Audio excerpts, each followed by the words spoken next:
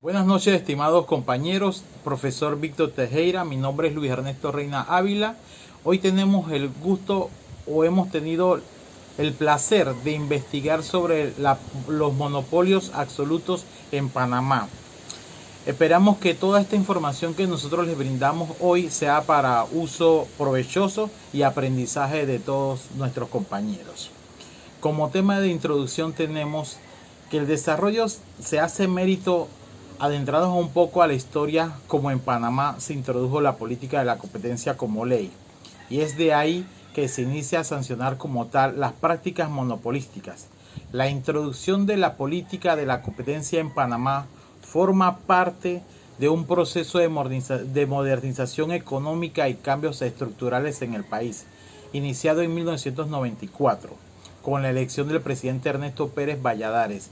Su administración comenzó la transformación de la estructura estatal corporativa en Panamá, de una estructura altamente controlada a una estructura centrada en el sector privado que busca incentivar el mercado. El objetivo explícito de la liberación económica era incrementar la eficacia general de la economía y mejorar la asignación de los recursos. La privatización de empresas estatales y los activos gubernamentales, junto con la liberación del mercado, aceleraron la transformación económica del país. El gobierno privatizó y liberalizó amplios sectores de la economía para aumentar su eficacia y su competitividad. Panamá creó igualmente instituciones reguladoras para apoyar la implementación de las reformas del mercado. Para fomentar la competencia general, el gobierno eliminó el órgano encargado de lo que nosotros conocíamos anteriormente, el control de precios, y promulgó la ley 29 del 1 de febrero de 1996, por lo que se crea una agencia que combina las funciones de competencia y protección al consumidor, denominada Comisión de Libre Competencia y Asuntos del Consumidor, conocida como CLICAT, dirigida por 3 comisiones. Esta comisión es la antecesora de la actual Autoridad de Protección del Consumidor y Defensa de la Competencia, hoy día conocida como ACODECO. La agencia, creada mediante una modificación a la Ley 29 de 1996 en el 2006, modificada igual en el 2007. Por otra parte, la competencia económica significa rivalidad entre empresas que participan en un mercado aplicando sus mejores estrategias de manera que puedan minimizar sus costos, maximizar sus ganancias y así mantener actividades innovadoras frente a otras empresas rivales en la política de competencia. Tiene como propósito promover al máximo la rivalidad entre empresas.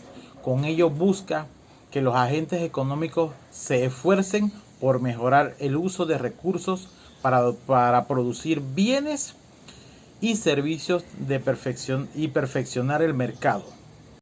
Como siguiente punto tenemos que es una práctica monopólica absoluta. De manera general son aquellos contratos, convenios, arreglos o combinación entre agentes económicos competidores entre sí, cuyo efecto sea cualquiera de los siguientes: 1. Fijar precios. 2. Fijar oferta. 3. Dividir mercados. Y 4. Coordinar postura en licitaciones. Estas prácticas se efectúan entre agentes que son competidores entre sí, son ilegales y no existe ningún tipo de justificación para su realización, debido a que estas conductas se dan entre agentes económicos que compiten entre sí. También son conocidas como prácticas horizontales. En nuestra ley de competencia se establece claramente en el artículo 13 lo siguiente: son prácticas monopolísticas absolutas cualquier acto, combinaciones, arreglo, convenio, contrato entre agentes económicos, competidores o objetos o efectos, sean cualquiera de los siguientes: 1. Fijar, manipular, concertar, acordar, imponer el precio de venta o compra o bienes o servicios e intercambio de información con el mismo objeto o efecto. Por segundo punto tenemos acordar la obligación de no producir, procesar, distribuir, comercializar, sino solamente una cantidad limitada de bienes, o la de prestar un número o volumen o frecuencia limitada de servicios. Como tercer punto, tenemos dividir, distribuir, asignar, acordar o imponer porciones o segmentos de un mercado existente, potencial de bienes y servicios mediante clientela. Los proveedores, tiempo, espacio determinado. Por último punto, se considera una mala práctica establecer, concertar o coordinar posturas a la atención y licitaciones a solicitud de precios, concursos o subastas públicas. Para poder calificar una conducta como práctica monopólica absoluta, es necesario que existan los siguientes elementos: existencia de un acuerdo, que los participantes en el acuerdo obsten el carácter de competidores, que la práctica tenga como objeto o efecto cualquiera de las conductas descritas, es decir, que se fijen precios, se fije oferta, se dividan mercados o se coordine posturas en licitaciones. ¿Cuáles son los tipos de prácticas que la ley identifica como prácticas monopolísticas absolutas? Como mencioné con anterioridad, son identificados 4 tipos de prácticas monopolísticas. A continuación, desarrollaré cada punto. 1. Fijación de precio. Es fijar, elevar o concertar o manipular el precio de venta comprado de bienes o servicios al que son ofrecidos o demandados en los mercados e intercambiar información con el mismo objeto o efecto. Algunos de los elementos que se toman en consideración para señalar que existe un acuerdo de fijación de precios son que sean competidores de un mismo mercado, se adhieran a recomendaciones de precios emitidos por cámaras empresariales o cualquier competidor, que el precio ofrecido por dos o más competidores de un bien o servicio varía respecto al precio de referencia internacional, que los competidores en un mismo mercado establezcan precios máximos o mínimos de venta, que se haya cruzado o intercambiado información para que los efectos de fijar o manipular el precio. Ejemplo de eso. Tenemos la práctica de dos empresas que ofrecen el mismo producto en un mismo mercado. Ambas tienen precios diferentes. Al llegar el fin de año, con una excusa de un ajuste económico, ambas empresas incrementan sus precios en la misma proporción, ejemplo un 30%. Si no se logra demostrar que los costos para elaborar el producto varían en un porcentaje similar, podríamos estar ante un acuerdo para manipular el mercado de venta de dicho producto.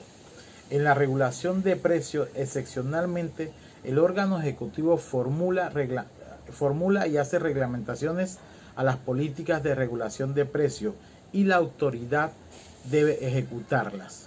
Como segundo punto tenemos la restricción de la oferta. Se establece la obligación de no producir, procesar, distribuir o comercializar o adquirir sino solamente una cantidad restringida o limitada de bienes a los préstamos o transacción de un número o volumen de competidores. Tendencia a restringir la oferta de bienes o servicios que facilitan la manipulación de precios en los mercados respectivos son ilegales.